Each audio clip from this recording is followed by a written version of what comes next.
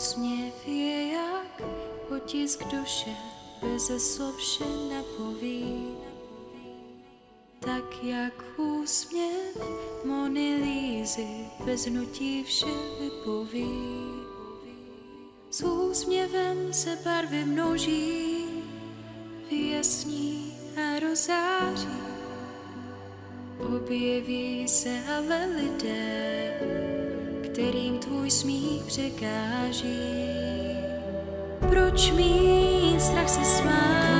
Okolí není, proč se ptát, když nic nebolí, s láskou odletí. Cítím úlevu, teď už rozumím tomu úsměvu Mony Lízy. Mony Lízy.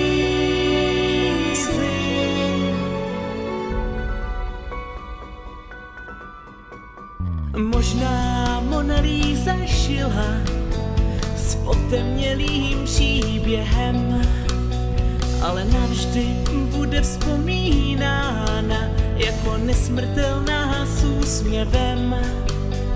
Je zvláštní, že jen lidem smutným vadí, když se usmívá. Kéž bych dokázala dát jim kousek toho, co teď prožívám. Proč mít strach se smát?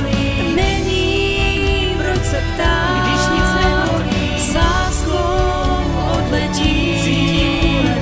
Teď už rozumím tomu úsměvu Mony Lízy. Mony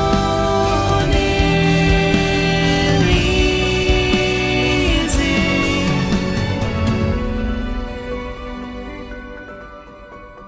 Kéž bych dokázala dát vám kousek toho, co teď prožívám.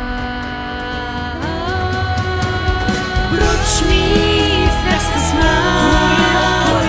Není, proč se ptát, když nic nebolí, s láskou odletí. Cítím úlevu, teď už rozumím tomu úsměvu Mony Lízy. Mony Lízy. Mony Lízy.